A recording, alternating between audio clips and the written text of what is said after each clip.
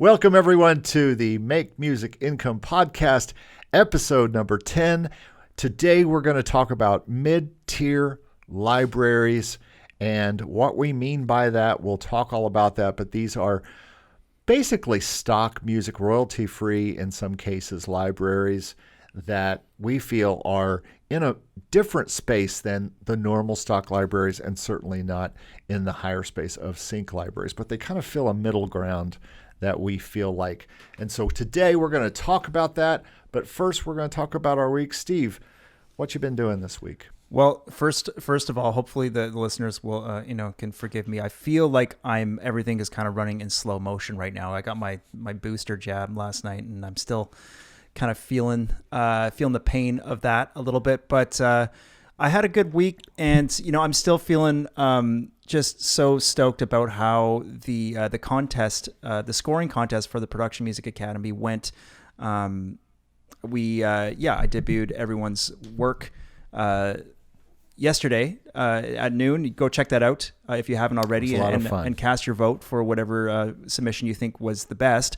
But man, was I just blown away by the quality of the submissions and the range and the diversity of music that people put on this footage. And for anyone who hasn't watched it yet or doesn't know what I'm talking about, the footage was just stock NASA footage of the space shuttle taking off, and it's a 30-second clip that I put together, and I said, no rules, just interpret it however you like. You can write in any style, any genre, and just awesome. It was a pleasure to feature everyone's work, yours included. Go check out that video and cast a vote. I think I'll leave that the voting up until next week, and then I'll announce the winner. We'll put those links in the description of the podcast as well as the description of this video on YouTube. So very cool. What else? Anything else going on? Well, I'm still working on this cinematic folk record of my. Now, explain what you mean by cinematic folk. Did I ask you this already? No, I think it's like I suppose it's like it's like folk music. It's guitar underscores. But there's an added cinematic element. So I'm adding a lot of strings to these productions. What would you compare it to? An artist or a? That's a good question. Or is it more like soundtrack music? Like it's kind of soundtracky. Yeah, it's less it's less Mumford & Sons than it is I don't know, something like it's more filmic and sort of cinematic. I guess with the added orchestral stuff that makes it kind of more cinematic, but. And I'm working on a course for the same topic. It's basically, just how to, create a beautiful kind of guitar / orchestral music. So I'm excited about that. Cool.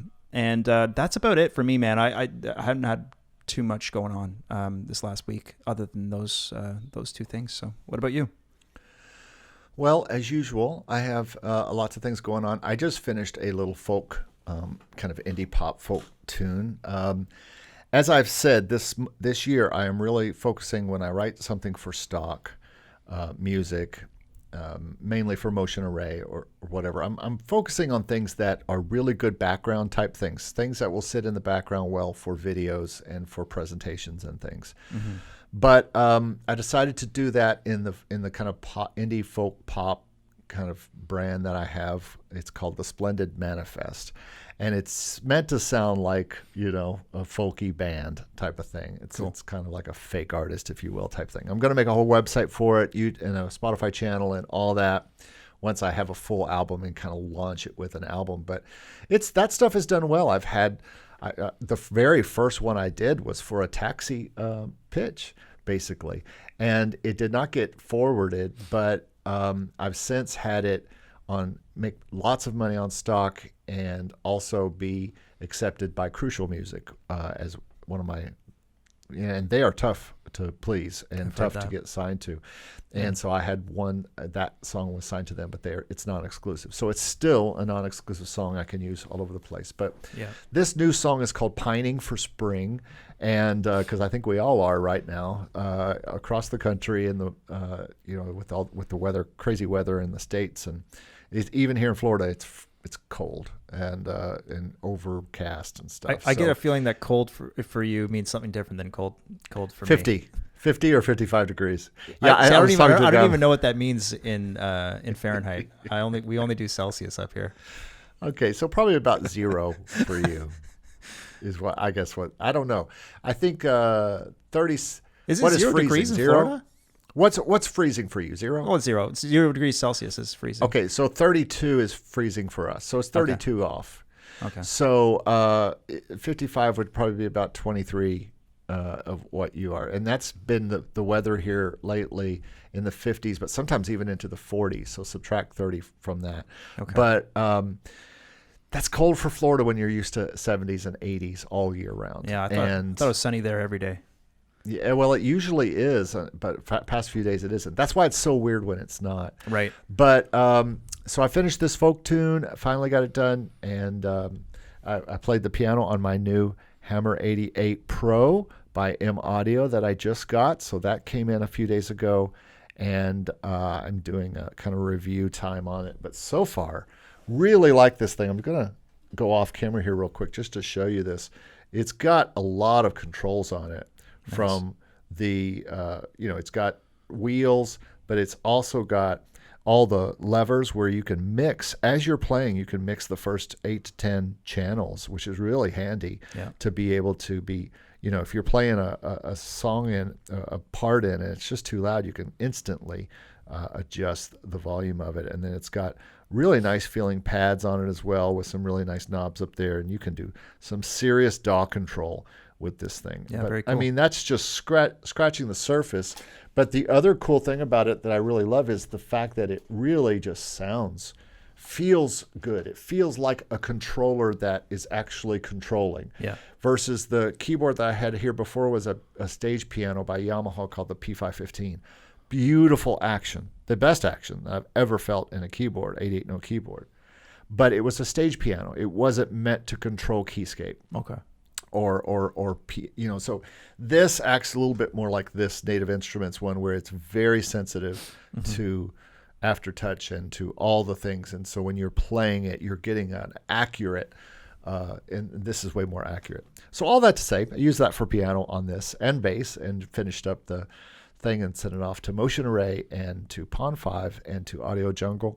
And we'll send it to a few more places. Hopefully, it wasn't too funky. It seems that we've both had some funky. We've both had some issues with Motion Array not liking our funky tracks. Yes, even Steve and I get rejected. We both had a song rejected this month from Motion Array. Both were funky. Yeah, and so they did not like our funk for whatever reason.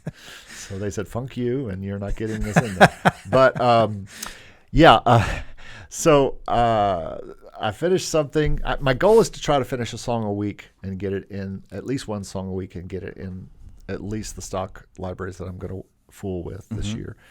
And this particular one had 4 different mixes, a loop mix and then 2 acoustic mixes where I took some of the pads out and I took the electric guitar out and just used acoustic instruments for a pass. And so on Pond 5, that's called 4 audio files. That's right. On Motion Array, it's just and AudioJungle, it's just called 1 with different things. So anyway, I finished the classical piano sonata record I was working on for my Sony BMG library and sent that off to him, and I'm waiting to hear back from that library on what they think.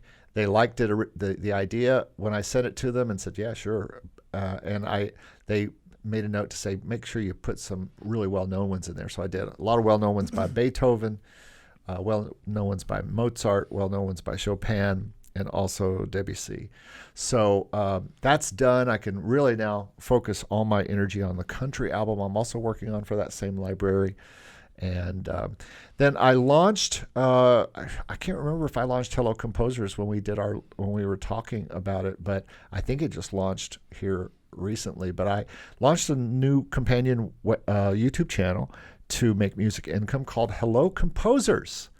And it's a fun little thing that we do, and we drink tea and we talk about composition. And so I've already done a short for it, which has done really well. You were talking about social media last week. And get the shorts together, guys. Reels. It's like, I mean, the views on these shorts is insane, and I guess it's probably part of YouTube's strategy to kind of compete with TikTok. And I think Instagram's doing the same thing. Like this Reels and the shorts are just getting crazy exposure. So something to think about if you're a YouTuber. I haven't actually done a short yet, so I saw that you did one, and I was thinking I should probably get on that, but. I've been doing them for both my channels, and they've both done very well. The TikTok did the worst so far for this particular brand, although I have 3 followers that I didn't have before I put this up. Nice. And it's got 470 views. The one on YouTube channel for Hello Composers, it was just the silly thing I did about the leading tone and Beethoven. But it's gotten 600 or 700. It'll probably get, if it's anything like my other one, it'll probably get past 1,000. But Reels is really where it's taken off. I have just about 2,400 views on the one on Reels. That's insane. And it really grew the channel. It's grown on the Instagram, you mean specifically? On Instagram. Yeah. Wow, that's great. That's really good to know. So I'm going to be doing more Reels. I think those are things people like to watch, and if you're careful, you can make them a careful part of your Instagram strategy. And let's see, what else did I do this week? So, by the way, if you haven't, you can look at Hello Composers. That'll be Go check it out. The info. I did a video with Tom Dupree and released that since we've done our last podcast, and that is really interesting if you're looking for alternate ways to make music income, especially if you're an artist with Spotify and with products and all that kind of stuff. And so I'm excited to get that done. And then I composed and finished Rise, which was a song as part of your Production Music Academy's challenge. I think those challenges are one of the coolest things about any academy, whether it's Daniel's or yours or whatever, where you do these challenges. And I can't wait till you announce the next one. That's going to be interesting. Oh, I can't wait either. Yeah, they really get people motivated, and I think people have a ton of fun doing them. I think there's probably some mixed feelings about the contest aspect of it, and that won't be something that happens every month. That's just kind of a one-off. But the challenges in general, I think people are really enjoying that, and I'm really enjoying it too. So you could always just say, hey, you might get more comments by saying, we're not going to do a contest, but put your favorite in the comments below. Yeah, that's exactly, the kind of thing. Yeah, get people talking in the comments is always, whatever incentive is for that is always a good idea. Yeah, I mean, I think it's very nice of you to give out some pretty decent gifts for the winners of this. But maybe doing that from time to time is not a bad idea. But that was a lot of fun. And so, man, just also right before today's interview, I filmed another interview with a guy who is in my mastermind, music licensing mastermind class, and really was an interesting interview about another Spotify strategy to get. This dude now pays his rent with Spotify income from not even doing ads like what I talked about with Tom, but just doing curated playlists and getting in those playlists. And we went through his entire strategy, and it's pretty cool. Can't wait to see that. I look forward to get that out here in the next few weeks. So yeah, I'm excited for that one. And actually, the same artist just today was accepted to MusicVine, which is one of the mid-tier libraries that we're going to talk about, and that will lead us right into our subject for today. And if we can, we're going to make that interview, that short little interview I did with him where he talks about getting accepted and what they said to him. So it'll give you a little bit of insight into these libraries and what we're going to talk about, why they kind of exist in a different space, even though they are literally stock music libraries. You go there for stock music that you can put in your YouTube videos and presentations, but they're different they're dressed up. They're dressed up and they're presenting themselves as an entirely new, different type of thing. They're in finer clothes. Yeah. By the way, this is our green episode today. Yeah, we're both looking like we're military today or something. General. So it'll be easy to do the coloring for this thumbnail on this particular. I'll put a camouflage background. Oh, I'm doing this one. This is mine. Okay, right. So anyway, that's all that I'm up to. Let's get right into today's topic, which is these what we call mid-tier libraries. There's probably a better name for it, but to me, these are middle ground between your average run-of-the-mill Pond 5, AudioJungle, all the way up to like the top cream of the crop type of stock libraries like Motion Array. These are the next step above these, I would think, certainly in paying, but also in presentation, in how hard it is to get in them, and what they are looking for. Yeah, what to expect. What they're expecting from their contributors. We talk about that. Yeah. So I just have a little list that I'm going to go through of ones that I kind of have outlined here, and we'll talk about each one as I go through it. And the first one, the easiest one to talk about, is Artlist, because you have exact experience with that. So why don't you talk a little bit about when you got involved with them and what your experience has been? Yeah, well, it's interesting for me to talk about it.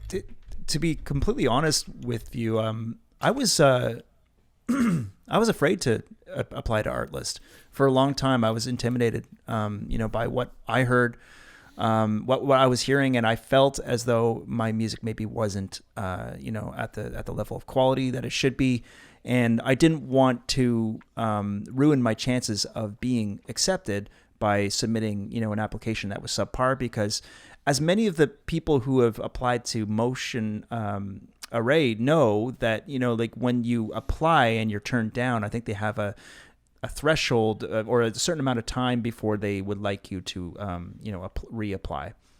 I think this is something that we talked about last maybe or 2 episodes ago.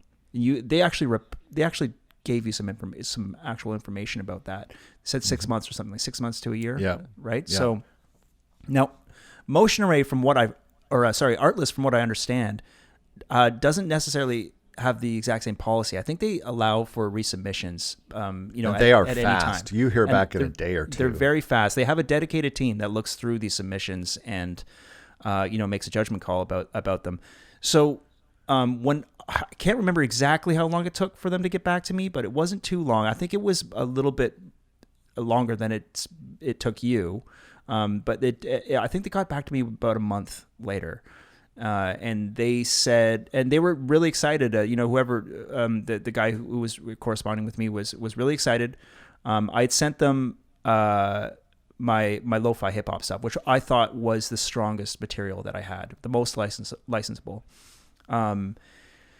And they were very excited to work with me, and he had gone out of his way to check out my social profiles, and I know this because I didn't send him a Spotify link, because at that point I only had 1 track on Spotify, and that was something that I had written for a filmmaker ages ago, kind of like a poppy sort of tune with vocals. I recorded my friend Missy singing on it, so I hadn't included that information in my submission. I sent him a SoundCloud link, I believe. And they had gone out of their way to check out my Spotify, and they said, "Hey, what about this tune? Is there any chance you'd like to send us that as well?" I was really taken back by that. I was surprised, and the reason I didn't send them my Spotify link is because of that lack of presence. I had 0 followers. There's nothing really to show there. But they had gone and checked me out anyway. So that's something to keep in mind for people who are applying. When you applied, you had a Spotify list, but 0 followers? I had 0 followers on Spotify. I had 1 0 track listens? up. 0 listens. You had 1 track. I had 1 track up. There was a couple of listens, but Spotify wasn't a determining factor for them because you didn't have that much up there. It wasn't. However, I did send them my website, and my website has plenty of it has a full demo reel. It has plenty of examples of my work. So they were able to kind of get some information through that.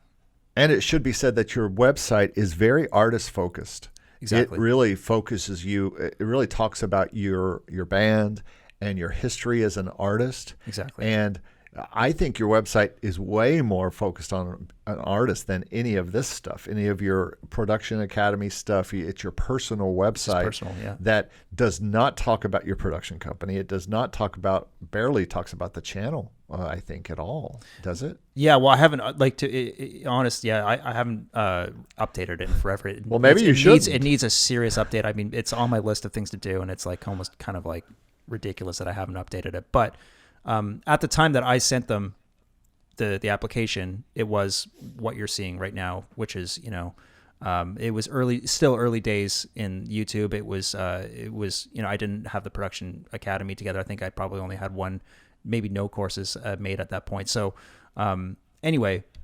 Yeah, but I think at that time you had over 1,000 followers. Maybe less. Don't you think? Maybe less. I don't know, because I was watching you then. And I think you were at around 1,000 at least.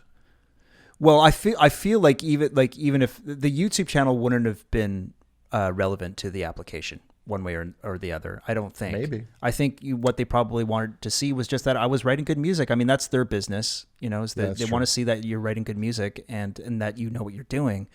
The website is a clear indication that I have experience. To them, if I was a reviewer, I'd say, okay, well, this guy's, he's been writing music for a while, he's experienced, he knows what he's doing. I'm not sure what they would have thought if I'd sent them a YouTube link, but regardless of that, it is important for the listeners to know that I didn't have any kind of Spotify following whatsoever, and they did check it out. Regardless, they probably found my YouTube channel too. If they found my Spotify, they found my YouTube channel too, and they said, okay, cool, he's on YouTube. Well, you weren't only on YouTube. You were doing videos about licensing. And you were doing videos about things, and you did have a dedicated following. And that was what, March or April? Is that right?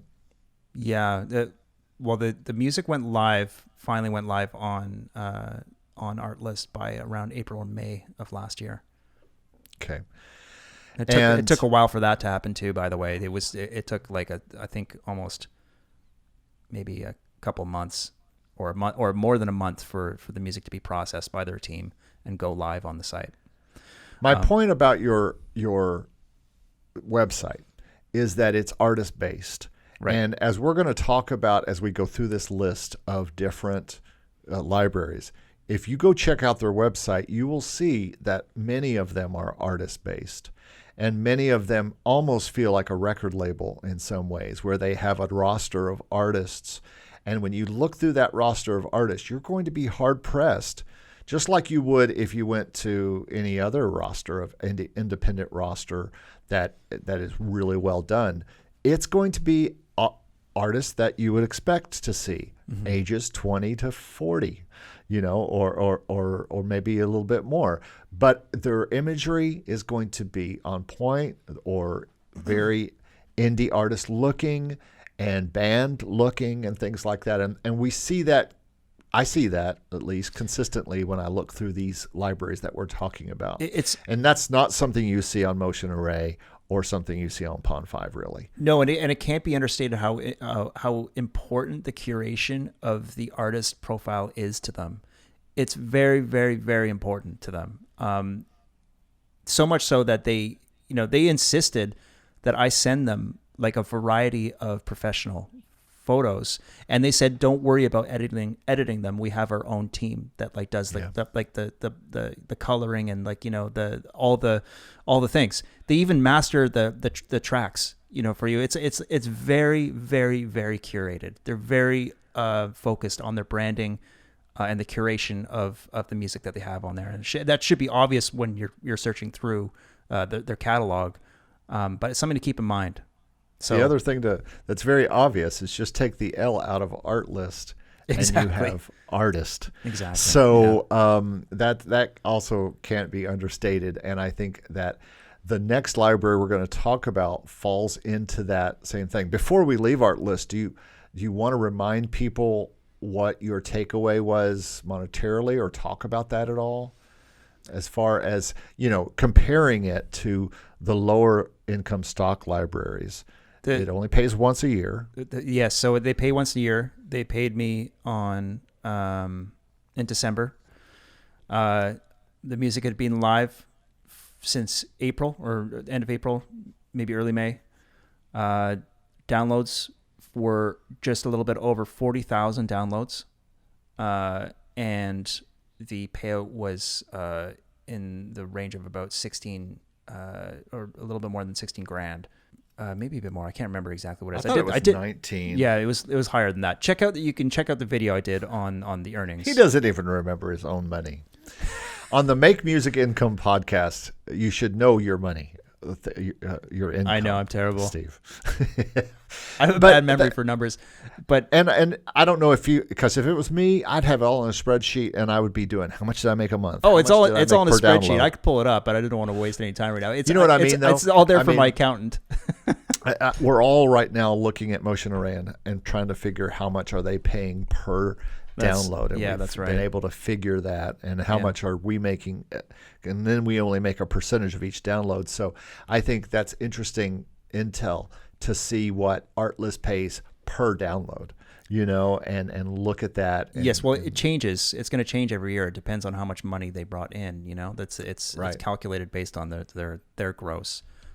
So, okay, yeah, that's all. So, the next library that to me it probably seems the most like Artlist when you compare them side to side is MusicVine. Mm-hmm. MusicVine is another one of these that's very artist based, and it seems like people are doing either Artlist or MusicVine. I'm not sure people do both unless they use different artist names. It might be fair to say that MusicVine has a bit of beef with Artlist. There's some indications of that. Yeah, I had another artist that I work with that kind of had to make a choice, I think, between the two. And other than that, I don't have much to say about them as far as what I know about them, other than I've been summarily dismissed by them a few times when I've applied. I was also rejected by them before I ever was on Artlist, so they didn't know that I was on Artlist. I applied to Artlist, hadn't heard back from them yet. Heard back from MusicVine first because I applied to them both at the same time. So they didn't know. They rejected me based on the music I sent them, and gave me no details. But was it the same music as you sent to Artlist? Same thing. Yeah, same thing. Okay, so that's interesting. And now I do have some fresh intel about MusicVine. And that actually just happened before this interview in another interview I was doing with somebody. And I made it a little snippet of that interview with a guy named Dan Barracuda. That's not his actual last name, but that's his kind of stage name. As a matter of fact, as you'll see in the interview, he goes by Barracuda Sound on Spotify and makes his rent. And that video will be coming up. But they asked him if he wouldn't mind changing it to Dan Barracuda rather than Barracuda Sound, which shows me again that they are after artists and not music production sounding companies. 100%. Like that. Yeah, that is couldn't be more proof. So I'm going to send that information and that stuff to you, and we'll go to that part of the let's check that out right interview now. Right now. Yeah. All right. So we're here with Dan Barracuda, and he just got accepted by MusicVine, which is one of the mid-tier libraries that Stevie B and I talk about. We call it mid-tier because we kind of feel like they're libraries that are in between regular stock music and sync licensing. They're mainly because they're artist-based a lot of times, and they have a very specific kind of client, I think. It's usually the YouTuber or the corporate business presentation maker or whatever, but they're after something a little bit more stylish, I think, and a little bit more younger, obviously, than if you look at their artists. They're all going to be people in their 20s or 30s or maybe 40s, but you're not going to see older artists in there. You're not going to see kids in there. You're going to see current looking people to me. People that labels would sign, basically. So, tell us a little bit first about the type of music that you sent to them. All my Spanish guitar pieces, and not all of them, but a lot of them, and acoustic guitar, like non-Spanish acoustic guitar all instrumental music, as well as my Christmas instrumental Spanish guitar renditions. Cool. And now we're going to really get some behind-the-scenes insider information. Go ahead and read the email that you just got today from MusicVine. Hey Dan, thanks again for bearing with us while we've continued to review your music. I'm very pleased to announce that we've approved more than enough of your music to set up your MusicVine and Upbeat portfolios with. We totally love your music, and it's quite unlike anything we have in our library. And then I did just want to note that we're always keen for our artist's identity and imagery to really reflect the music in their portfolios, as this ultimately encourages more engagement. With that in mind, a few of us thought Barracuda's sound evoked a slightly more electronic/pop sound than your music. We wondered if you might be open to considering a different name for your artist portfolio, perhaps simply Dan Barracuda. This is, of course, totally optional. If you'd like to stick with Barracuda's sound or go with something else, we're always happy to provide some suggestions. That'd be absolutely fine. Please don't hesitate to let me know either way. As for your tracks, I've outlined the ones we can take on right away, along with some others we'll hopefully be able to approve, subject to minor changes below. And then, so the approved list has it looks like 20 songs. And then these are all sounding fantastic. Please take a read of my notes below to see how to submit these tracks. I should also note that we actually plan on holding back your Christmas music until sometime in late October, if that works for you. We find Christmas tracks to get very little interest until then, and releasing them nearer the time will simply mean your tracks will likely gain more visibility and engagement overall, as they will feature on our latest releases page when we do come to set them live.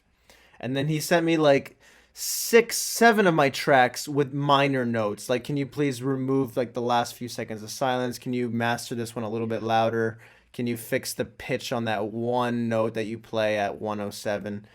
And then at the end it says blah blah blah, visuals for your portfolio, signing up, kind of directions for signing up. I hope this all makes sense, Dan, and please excuse the huge email. Blah blah. Again, we think your material is fantastic, and we're very excited to welcome you into our artist community. And you said something similar about Dan Barracuda. You're like, I feel like that name sounds more like a producer, artist, composer name than Barracuda Sound. You did say that a month ago when we talked. Yeah, Barracuda sounds like a sound company. I think, again, these places, and they said it too with wanting pictures and all that kind of stuff and the branding and all that kind of stuff. They are after a brand, an artist brand. They want Dan Barracuda. They don't want a Barracuda music production company. They want you. They want the artist, and that's what we're going to talk about today in our podcast. And as a matter of fact, I may see if there's a way we can play this video, if that's okay with you, as part of the podcast. Okay. So if you're listening to the podcast, I will put information about Dan below, how you can hear him. And Dan, thanks so much for this insider. Yeah, I feel like you're a reporter out in the field. Thank you. And now back to you, Eric. Back to the studio. All right, man. Well, thanks. This is very exciting because this is going to be another income stream for you. And if it's anything like Artlist, from what I've heard, I think you should do very well. And hey, I would love a long email from MusicVine if I was an artist. The longer the better. That shows their interest, right? Exactly. It's super long. It's great. It's excellent. Well, congratulations, man. You deserve it. I know you're working really hard at this stuff. And one question, we have a video that you can see on our video channel, that an interview I'm doing with Dan about Spotify playlist. Is all of this stuff already in Spotify playlist? The ones accepted from MusicVine? Let me take a look. Okay, so all of my Christmas stuff, which I made 13 Christmas songs, 12 or 13, none of them hit editorial. And I was so bummed, but whatever. I don't know why it didn't. Well, I think Christmas is just so competitive. Again, I think it's just... Yeah. So literally I struck out completely. But, I sold it as a Christmas album on Bandcamp, and I made a few hundred on that. So that was nice. And I put it on Pond 5 and actually made like $50 on Pond 5 because I was late to uploading it. Like someone bought it at like December 22nd or something. But most of the stuff that you have had luck with, curated playlists on Spotify, you got into MusicVine, or at least... Yes. Most of them. Some of them I did not. They just didn't hit editorial, but they still... But they're on your Spotify. Yes. And did you give them your Spotify address when you applied? No. You're sure?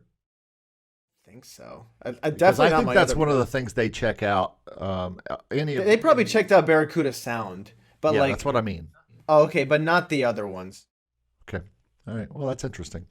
All right, man. Well, again, thank you so much for this information, and just hope for lots of success with that. Thank you. We'll talk to you soon. Thank you so much. Okay, so that shows you what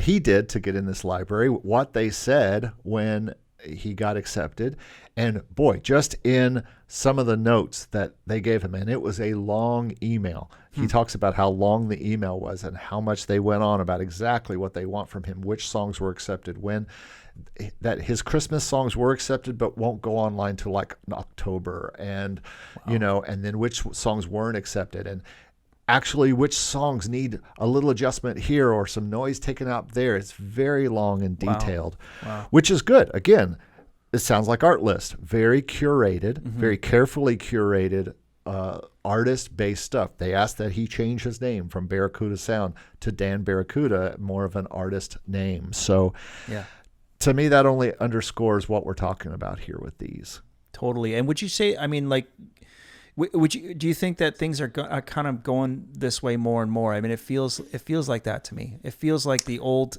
stock model, like the anonymous stock model, is kind of like things. I don't know if that model's going to stick around. I think it is, because sync is also going this way a little bit. Sync licensing, a sync agent would much rather work with Stephen Bedall than he would work with whatever you would call it, Bedall Music, Bedall Sound Incorporated. Yeah, he would much rather work with an artist who has a Spotify, that has a good following, that has a website that when they go to it, they see him as an artist, they see him on stage and doing those things. That's why I'm not sure I would do a lot of changing to your website as an artist if you plan to continue to be an artist in Artlist, MusicVine, any of these that we're talking about, or even into your sync licensing stuff, because these sync agents, these music supervisors, they love discovering artists. Just like A&R people love discovering artists, these people that are looking for songs for TV and film love having that indie artist that they discover. Totally. And so it's becoming prevalent now in both these. I think even Motion Array likes an artist. I know that when I joined Audio Sparks, they asked me to pick a more, because I go with From the Moment music for most of my stock stuff, but they asked me if I would just be called From the Moment, because they thought that sounded more artisty than From the Moment music. Having the music on there made it sound like a production company versus being having a name that sounded more like a band or something like that. So it's becoming a thing all across the board. So that's where we are with MusicVine and what we know. Another one that's like this is Marmoset, and again, I don't have a lot of intel here, like almost none. I would suggest you go check out their website, and they have a pretty easy way to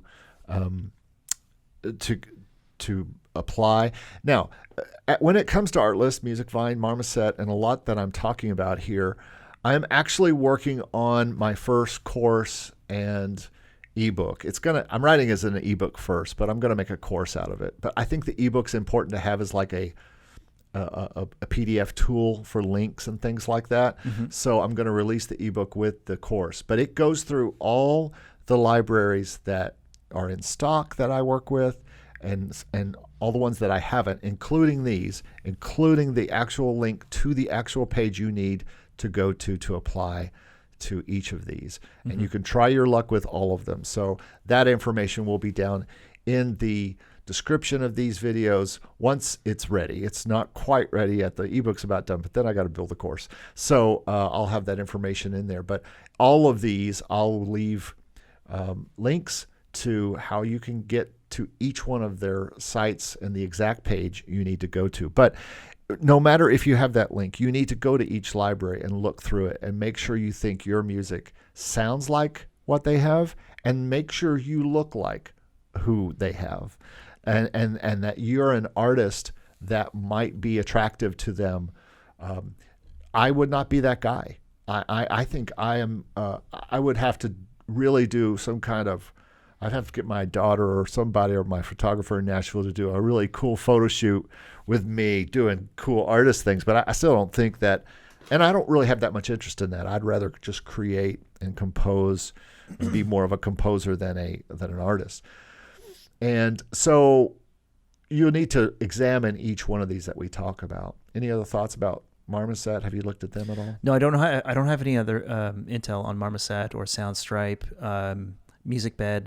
Yeah, a lot of these I think are quite difficult to get into. I know that some of them have had their doors closed to applications for a long time. I think Soundstripe has been closed for applications for quite a while. I know that Musicbed has no options for submitting music.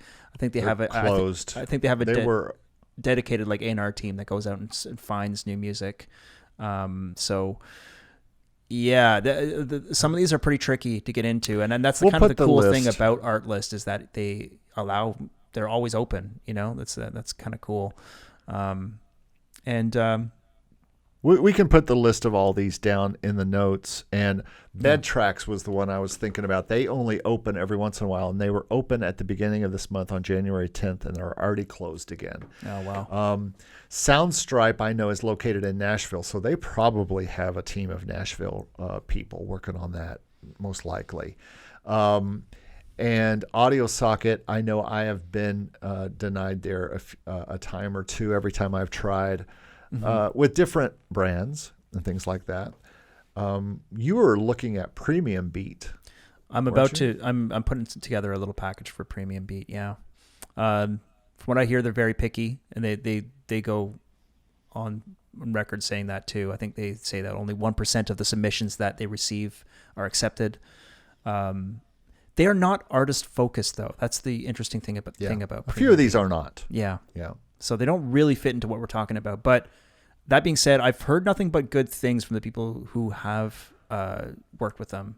But Premium puts them above or at least as high as Motion Array, I would think, as a stock type of place. I would think they are more of a mid-tier library, certainly, than... Yeah, they seem to be very well curated, but there's no artist profiles or anything like that. I mean, like there's no pictures and stuff like that. So so something to look into if that artist thing isn't really your if you don't really want to work that angle. Yeah. So another one that I'm now involved with is called Jamendo, and they, if you go to their site, it's they've got two kind of different things. They've got more of a stock side and more of a licensing side, and to me it almost feels a little bit more like Audio Sparks in a way, but I'm part of their licensing thing. I was accepted into that. I don't know what that's going to be like. I'm literally only a few weeks to a month in with them right now, and they are located in Europe, in Luxembourg, as a matter of fact, and so they are we'll just have to wait and see. I don't have any intel other than working with them is fine. Yeah. You can tell that they put a lot of emphasis on streaming, just like Audio Sparks does. They have a streaming side that they put in because they make you upload a 3000 by 3000 by 300 pixel digital cover of each song, and it needs to be unique. So they are doing something with streaming, whether it's their own streaming or it's Spotify or whatever. They are doing something with that. So that should bring at least some pennies and dollars per month if that's the case.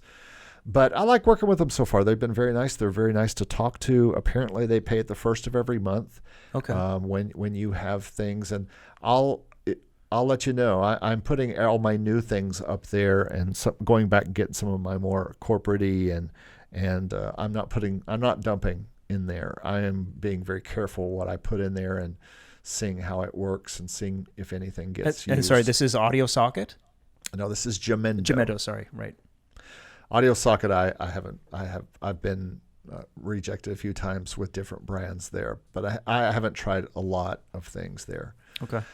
So that's part of the list. We have two more on this list, and one is, we'll start with Epidemic Sound, and this one has a little bit of controversy to it, mainly because they do not allow anyone. Not only can the music not be in a PRO like BMI or ASCAP or SOCAN or whatever, you cannot even be a member of any of those PROs to send them music. Which is insane. What do you know? Which is insane. I've heard the same thing.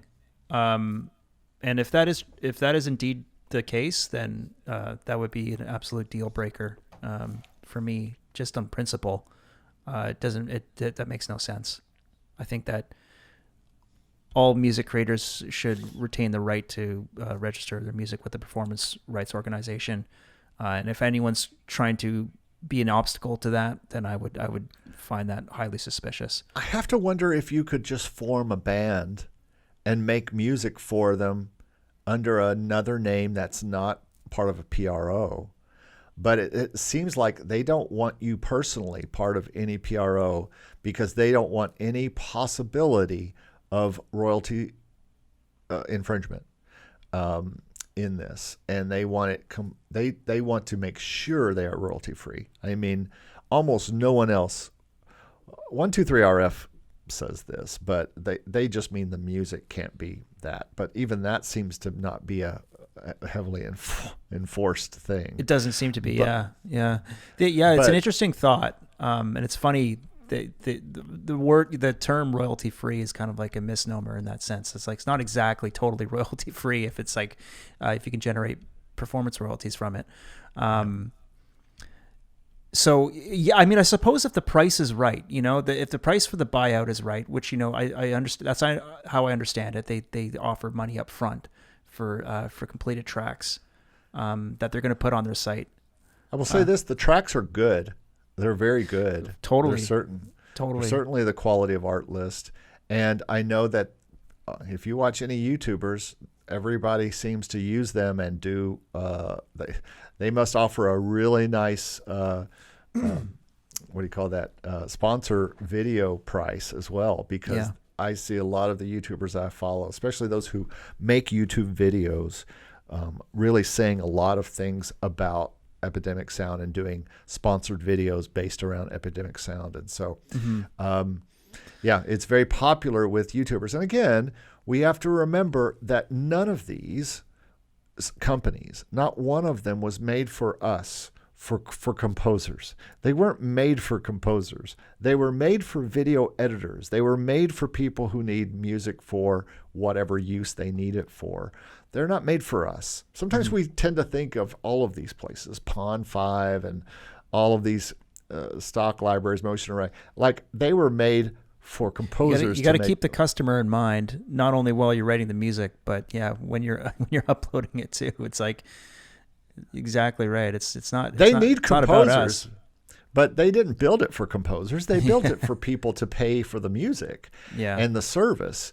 And so, if you are a brand new person looking at all this, and you've never done anything with stock music, and you've never done anything with sync licensing, and you've never signed up with a PRO because you haven't, then Epidemic Sound might be a great way to get started if you're not part of the whole establishment and you write music. But it's hard to imagine anyone who is that serious a composer never joining with a PRO. I don't really understand why they wouldn't allow you to join with a PRO. Why wouldn't they just say don't register this music with a PRO? I mean, maybe they just don't want to fool with the possibility that someone would would put one of their songs that they send to Epidemic Sound up there by mistake, and then they'd have to deal with the problems that come from that. It's a little odd. And I take it they don't allow Content ID either.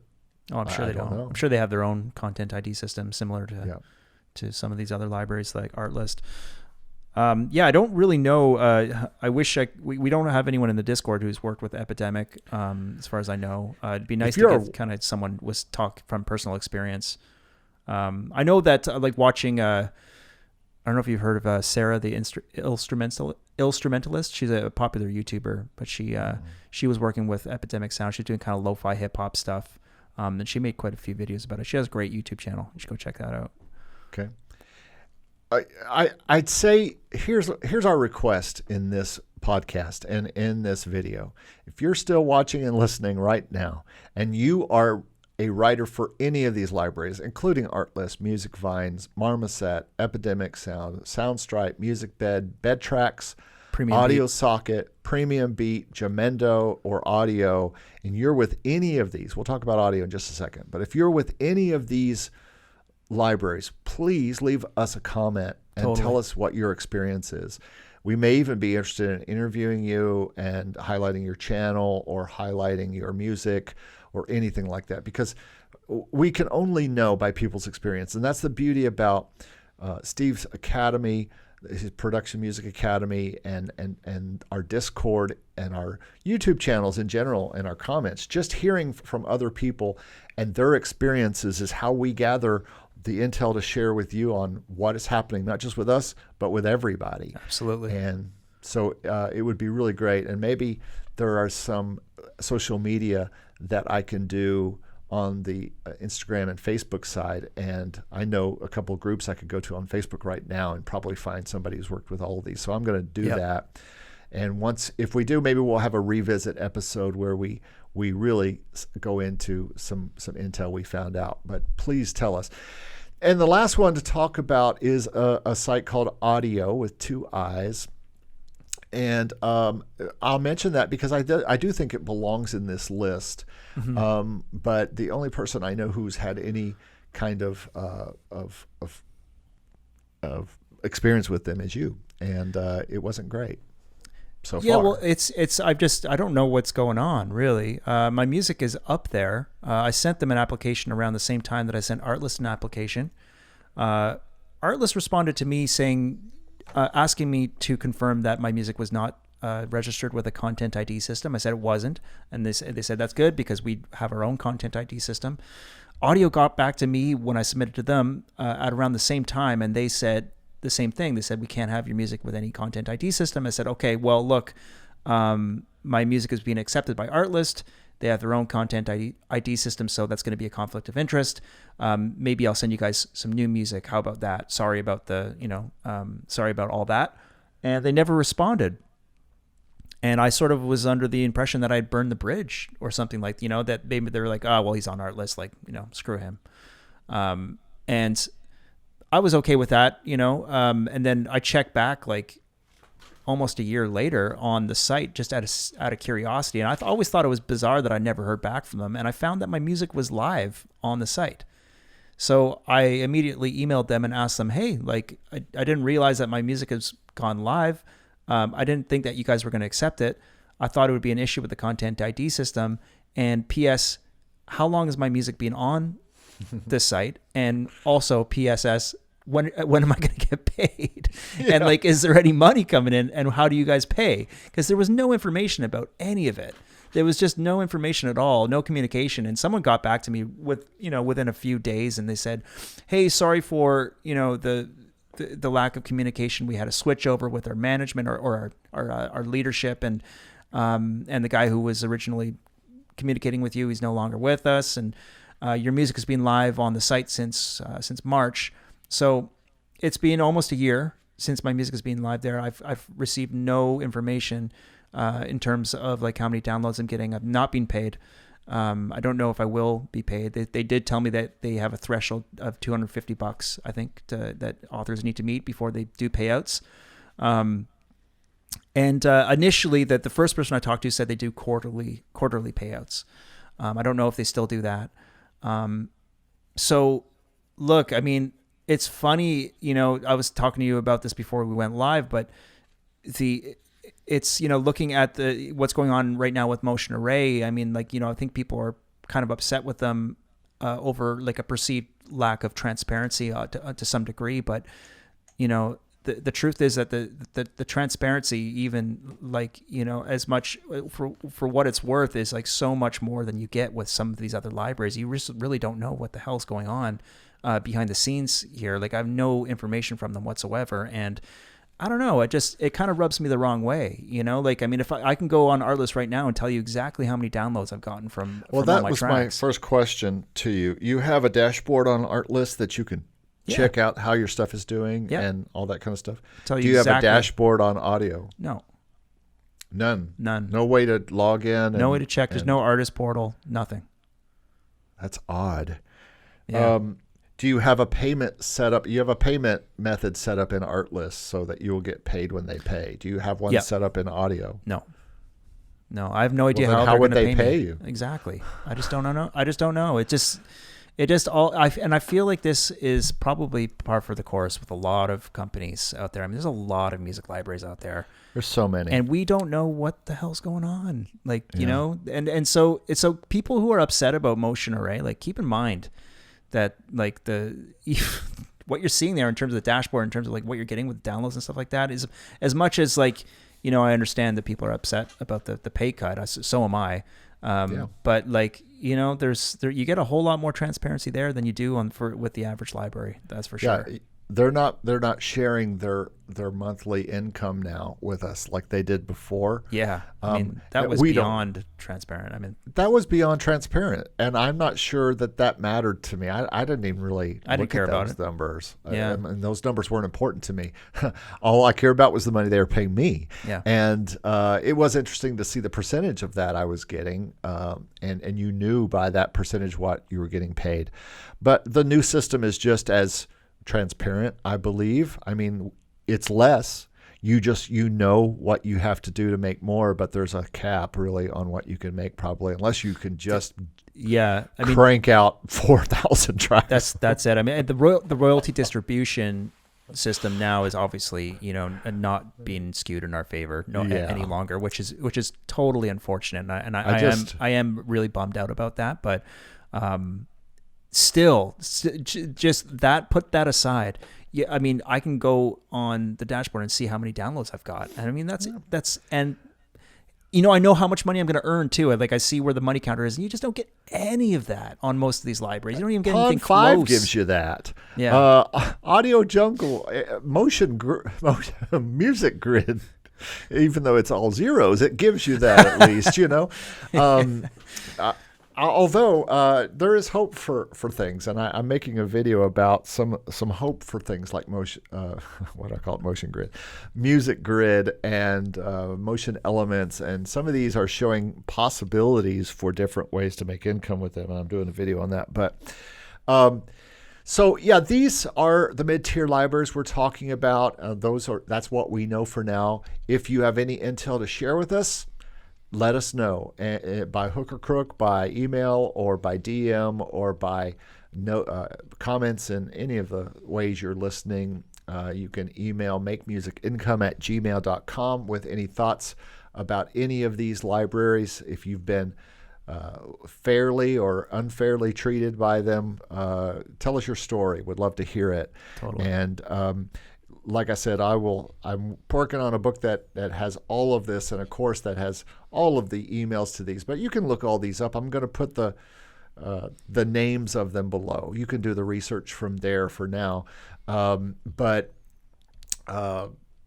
right, so that's pretty much our topic for today. I do want to do one more thing before we end, especially for those of you who are still hanging with us here. I want to thank you for listening to this podcast. We're getting our probably estimated audience is somewhere around 170 to 200 listens an episode now. Awesome. We're just about to get towards 2,000 total plays. And but I find it very interesting. I can see some of our analytics here. Our audience is only 36% in the United States. Cool. The rest of it comes from around the world. 14% United Kingdom, 6% Canada. Now, come on, Steve. Where the Canadians at? Where are my Canadians at? Come on. You need to come on here. I mean, this is a joint U.S. Canadian venture here. So we need some Canadian support. Germany is at 5%, Ukraine 3%, God bless them. Ireland 3%, Sweden 3%, and Brazil, Italy, Mexico, Spain, Norway, Argentina, all at 3% and 2%, and lots more. Every country is basically kind of listed here. So that's very cool. Thank you to everyone who is listening everywhere. Spotify is the number one place, but only by a percentage point, 39%. Apple Podcast is at 38%. So those make up 60, 70, 81%. No, that's not right. 60, 77% of listens is on Spotify or Apple. The rest is web browser, Overcast, Anchor, VLC, or Google Podcasts. That's so awesome. Other. Thank you guys for listening and supporting us and watching on YouTube too. It's really fun for us to do this and it's got a lot of great fun. Feedback from it. So it's awesome, man. And the demographics are pretty cool too. 42% are between 35 and 44. And then it goes down in both directions. The next biggest one is 45 to 59, which makes sense when you think of people who listen to podcasts. And the next biggest is 21% is 28 to 34. And the most interesting one of all is our gender, 90% male. Oh, we got 10% female? We have 3% female 3. and 6% non-specified. Oh, I see. So, okay. And 2% non-binary, to be fair. I'm always a little bit bummed that there's like not as many. I think there was 3 females in the Production Music Academy. Now I think one just left. So I got 2 ladies in there, and I was happy to have one female contestant for the contest yesterday at least. But I mean, it always bums me out that there's not more interest from women in music production and sync licensing. There ought to be more. So, ladies, if you're out there, come on. You know, it strikes me as odd because as I look back at my artist experience, and most of my work outside of my own composing, and still one of my main income sources, producing artists, and it's overwhelmingly, well, not overwhelmingly, but certainly 60-40 female. Yeah, well, on the artist side, there's tons of female artists, but it seems to be that like the more like stock music production kind of stuff is skewed very heavily towards men for whatever reason. I even got a note back from one of my longtime artists. For about 15 or 20 years we've been working together, and they're saying to a person, especially females, they just don't have interest in licensing. It's just they want to have, and maybe it's something about women want to have a connection with music, with people live. So that's why they tend to be artists more than they tend to be sitting in a room making stuff like guys. We're cave dwellers. We like to sit in a dark room and create with a computer, you know. Yeah, well, not to generalize. This is there's exceptions to all these generalizations, of course, but it seems that the maybe a fundamental difference between us is that men are interested in things and women are interested in people. So it makes sense that we see a lot of artists, female artists, and maybe a lot of us dorky music producers in our room playing around with their DAWs. With our toys, which, by the way, one of our upcoming podcasts is going to be entitled Tools, Not Toys. Yeah. And talking about the toys that we buy or the tools that we need in order to be successful making music income. So be looking forward to that. And with that, I think that's about all we got for this week. I think that's a wrap. Yeah. Thanks so much for listening, guys. Yep. Thanks for listening, and go out there and make music and make music income. Thanks so much for listening. See you guys. All right. Bye-bye.